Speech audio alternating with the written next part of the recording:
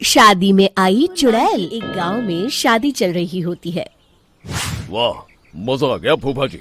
शादी में क्या खाना बना है, बाराती तो उंगलियां चाटते रह जाएंगे।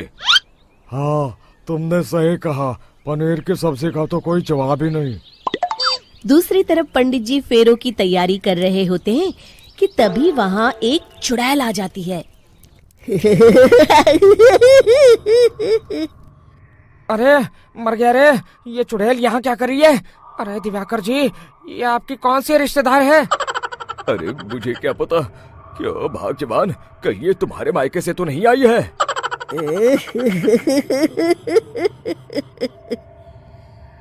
तुम लोगों की इस गांव में बारात लाने की हिम्मत कैसे हुई? मेरे किसी की शादी नहीं हो सकती। अब तुम लोग देखो मैं क्या करती हूँ। अरे मर गया रे, मैंने सुना है ये जबान की पक्की है। भागो रे भागो, वरना ये चुड़ैल किसी को नहीं छोड़ेगी। तुम सही कहते हो मोहन भाई, यहाँ से भाग लेने में ही हम सबकी भलाई है। शादी के मंडप में भगदड़ मच जाती है और चुड़ैल सब कुछ उजाड़ कर। एक दिन मोहन की शादी तय हो जाती है। अरे भाई, अगले हफ्ते मेरी शादी तय हो गई है, लेकिन इस चुड़ैल की दहशत के मारे तो मेरे हाथ पैर कांप रहे हैं। अरे मोहन, तुम्हारा दिमाग तो खराब नहीं हो गया? तुम अपने साथ साथ हम सब गांव वालों को भी बताए थे। तुमने अपनी शादी के बारे में सोच भी कैसे लिया? देखो गोपाल, डर तो मुझे भी लग रहा है, लेकिन उस चुड़ैल के डर से मैं जिंदगी भर होने वाले ससुर आ जाते हैं। अरे ससुर जी आप? देखो, अब तक मैं तुम्हारा ससुर बना नहीं हूँ। और ये आप क्या कह रहे हैं? मैंने तो शादी का कोड भी सिलवा लिया है। किसी अच्छे गांव में कराना चाहता हूँ। तुम्हारा गांव तो भूतिया गांव है।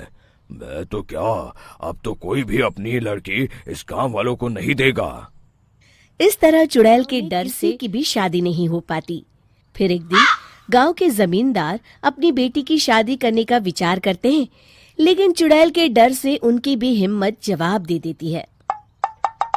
अगर मेरी बेटी की शादी तय समय से नहीं हुई होगा तो मेरी। एक सलाहकार के कहने पर जमींदार काशी से एक बहुत ही नामी तांत्रिक को अपने घर बुलवाते हैं, जो भूत चुड़ैल को पकड़ने में माहिर माना जाता था। साहब, आप चिंता मत करिए। इस गांव की सीमा में प्रवेश करते ही मुझे उस चुड़ैल के बारे में सब पता चल गया था। आप उसे जल्दी से जल्दी कैद कर लीजिए, ताकि मैं अपनी बेटी की शादी कर सकूं। जब वो चुड़ैल एक इंसान थी, तब ठीक उसकी शादी करने वाले दिन ही उसकी और उसके होने वाले पति की एक दुर्घटना में मौत हो गई थी। उसका होने वाला पति भूत बनकर जंगल में भटकता है। इसलिए जब तक चुड़ैल की शादी नहीं हो जाएगी, वो किसी और की भी शादी नहीं होने देगी। ये आप क्या कह रहे हैं? अगर वो भूत भी हमारे गांव में आ गया, तब हमारा क्या होगा? ये आदमी भूत के साथ चुड़ैल की शादी करा दी जाए तो वो चुड़ैल हमेशा हमेशा के लिए उस गांव को छोड़कर चली जाएगी। जमींदार साहब, आप अपनी बेटी की शादी की तैयारी शुरू कर दीजिए। मैं कुछ गांव वालों को अपने साथ लेकर उस भूत को ढूंढने जंगल की ओर जाता हूं। इस तरह जमींदार निश्चित होकर अपनी बेटी की शादी करवाने लगते हैं, लेकिन तभी वहाँ चुड़ैल आ जाती है।